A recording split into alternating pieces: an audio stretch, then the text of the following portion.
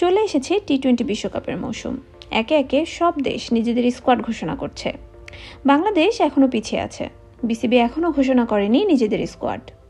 জনমতে তাই কৌতূহল, কোন 15 জন সুযোগ পাবে লাল সবুজকে প্রতিনিধিত্ব করার। বিশ্বকাপের বিমানে উঠবেন কোন 15 জন ক্রিকেটার, তা জানা যাবে দিন কয়েকের মধ্যেই। কিন্তু আজ শুনুন এক বাংলাদেশের ক্রিকেটারের গল্প, যিনি তার জীবনে একমাত্র আন্তর্জাতিক ম্যাচটাই খেলেছিলেন টি-20 বিশ্বকাপে। ওই ম্যাচের আগে বা পরে আর কখনো জাতীয় দলের হয়ে খেলা হয়নি ওই ক্রিকেটারের। আর এই ক্রিকেটার হলেন রাজশাহীর বাঁহাতি স্পিনার সাকলাইন সজীব। 2016 ভারত টি-20 বিশ্বকাপের কথা হয়তো অনেকেরই মনে আছে। ওই বিশ্বকাপেই বাংলাদেশের হয়ে প্রথম এবং এখন পর্যন্ত একমাত্র টি-20 সেঞ্চুরি এসেছিল তামিম ইকবালের ব্যাট থেকে। ওই বিশ্বকাপেই ভারতের বিপক্ষে ম্যাচ জিততে 3 বলে 2 রান নিতে পারেনি টাইগাররা। ওই বিশ্বকাপেই অবৈধ বোলিং অ্যাকশনের জন্য নিষিদ্ধ হয়েছিলেন বাংলাদেশের 2 বোলার তাসকিন আহমেদ এবং আরাফাত সানি। মূলত সেবার বিশ্বকাপের মূল পর্বে মাঠে নামার আগে প্রথম রাউন্ডে খেলতে হয়েছিল বাংলাদেশের দলকে।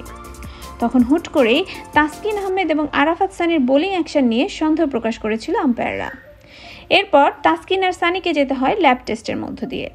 ল্যাব টেস্টে প্রমাণিত হয় অবৈধ অ্যাকশনে বোলিং করেন তাসকিন এবং সানি।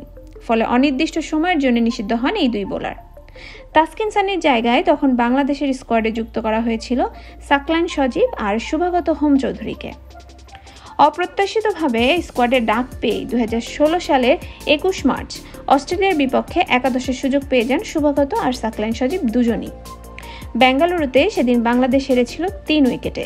আর হারা ম্যাচে সাকলাইনের পারফরমেন্স ছিল যাচ্ছে তাই। সে ম্যাচে 3 ওভার 3 বলে 40 রান দিয়েছিলেন সজীব কোনো উইকেট ছাড়া। শুভাগত করেছিলেন 2 ওভার, দিয়েছিলেন 13 রান। এমন পারফরমেন্সের পর ড্রপ হন সজীব। পরবর্তীতে আর কখনো জাতীয় দলে ফেরা হয়নি এই ক্রিকেটারের। শুভাগত যদিও ওই বিশ্বকাপে খেলেছিলেন আরও 2টি ম্যাচ, কিন্তু বিশ্বকাপের পর শুভাগতরও আর কখনো জাতীয় দলের জার্সিতে টি-20 ম্যাচ খেলা হয়নি। জাতীয় দলে আর কখনো সুযোগ না পেলেও সজীব কিন্তু এখনও চালিয়ে যাচ্ছেন নিজেদের ক্রিকেট ক্যারিয়ার। এবছর ঢাকা প্রিমিয়ার লিগেও 2টা ম্যাচ খেলেছেন এই বাঁহাতি স্পিনার। জাতীয় দলে সুযোগ পাওয়া খুবই গর্বের বিষয়।